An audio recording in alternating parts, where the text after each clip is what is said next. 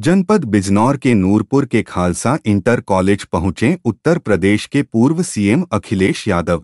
अखिलेश यादव ने समाजवादी पार्टी की सामाजिक न्याय यात्रा के समापन पर नूरपुर में एक जनसभा को संबोधित किया। उत्तर प्रदेश के पूर्व सीएम अखिलेश यादव ने कहा, उत्तर प्रदेश के मुख्यमंत्री कह रहे हैं कि पहली बार आजादी के बाद उत्तर प्रदेश की इकोनॉमी सरप्लस में आ गई है, रेवेन्यू सरप्लस में। बताओ हमारे नूरपुर के भाइयों बहनों, कितने लोगों को समझ में आ गया होगा।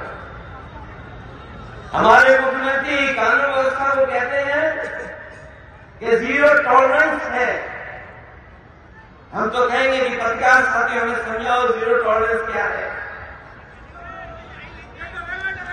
कोई बताए हमें कि जीरो टॉलरेंस क्या है। अरे आप नहीं समझा पा रहे हो तो कोई अधिकारी तो होगा ना पढ़ा, वही हमें बता दे कि जीरो टॉलरेंस क्या है। इसलिए इन लोगों से सावधान रहना। जब इन्हें झूठ बोलना होता है, आम जनता को समझ में नहीं आए तो वो अंग्रेजी में बोलते हैं कि हमारा रेवेन्यू सरप्लस है। और अगर रेवेन्यू सरप्लस है तो बताओ हमें डीजल पेट्रोल महंगा क्यों मिल रहा है। और अगर रेवेन्यू सरप्लस है तो आपको कौन रोकता है कि हमारे किसानों को गन्ने की कीमत न बढ़ा दी जाए।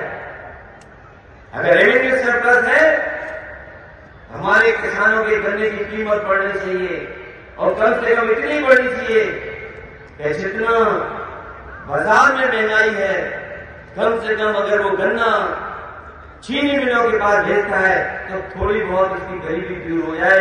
कम से कम गन्ने की कीमत इतनी देनी चाहिए सरकार को। और अगर रेवेन्यू सरप्लस है तो हमारे नौजवान ये खाली हाथ क्यों बैठे हुए हैं? नौकरी क्यों नहीं है इनके हाथ में? मैंने विधानसभा में पूछा उनसे, उन्होंने जब अपना बजट पढ़ा और कहा कि उत्तर प्रदेश में केवल 4% बेरोजगार है, अनएम्प्लॉयमेंट रेट 4% है। याद रखना, जब अंग्रेजी में बोले तो झूठ बोल रहे होते हैं। अगर हम उसको हिंदी में करने और समझने की कोशिश करें तो बीजेपी के लोग कह रहे हैं कि 100 में केवल 4 बेरोजगार हैं।